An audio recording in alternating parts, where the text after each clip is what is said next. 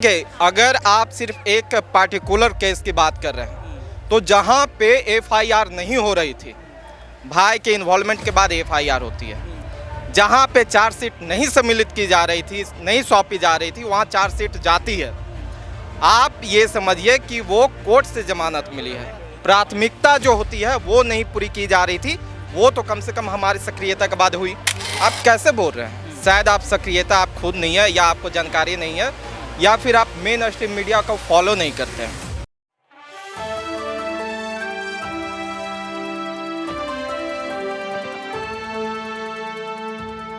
तो आपका नाम परिचय जानने हमारा नाम सौरभ राज हुआ और हम बिहार से हैं, गया जिलाध्यक्ष आज़ाद समाज पार्टी का। एक सवाल यहाँ पर आज़ाद जी ये भी उठता है कि क्या आपको लगता है यहाँ पर कि चंद्रशेखर आज़ाद जिस तरीके का भी आंदोलन कर रहे हैं, प्रोटेस्ट कर रहे हैं, इससे सीबीआई जांच होगी? चंद्रशेखर आज़ाद कई बार प्रोटेस्ट करते हैं, उसका कुछ खास निष्कर्ष देखने को नहीं मिलता है। आप कैसे बोल रहे हैं? शायद आप सक्रियता आप खुद नहीं है, या आपको जानकारी नहीं है, या फिर आप मेन स्ट्रीम मीडिया को फॉलो नहीं करते हैं।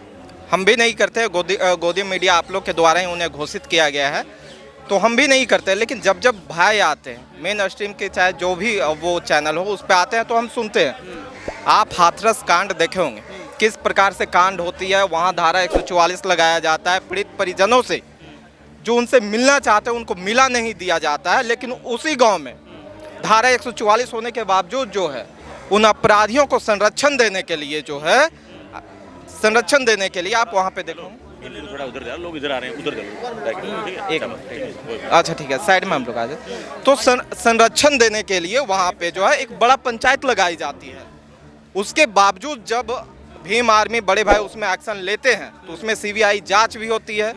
उसमें जो है उन अपराधियों को अरेस्टिंग भी की जाती है और एक अपराधी को उसमें जो है सजा भी दिया जाता है। कहना सही है। आरोप इसलिए लग रहा था कि चंद्रशेखर आज़ाद महिला पहलवान खिलाड़ियों के समर्थन में उतरे, उनका जो है समर्थन किया, कहा कि ब्रजभूषण शरण सिंह की गिरफ्तारी होनी चाहिए। गिरफ्तारी नहीं होती है, 2 बार क्लीन चिट मिल गई, जमानत यहाँ पर मिल जाती है। इसके बाद ब्रजभूषण शरण सिंह को लेकर चंद्रशेखर आज़ाद ने अभी तक कोई बयान नहीं दिया।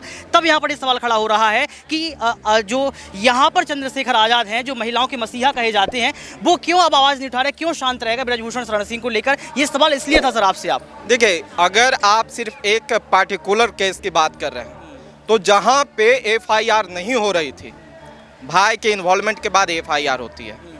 जहां पे चार्जशीट नहीं सम्मिलित की जा रही थी, नहीं सौंपी जा रही थी, वहां चार्जशीट जाती है। आप ये समझिए कि वो कोर्ट से जमानत मिली है। प्राथमिकता जो होती है वो नहीं पूरी की जा रही थी, वो तो कम से कम हमारी सक्रियता के बाद हुई।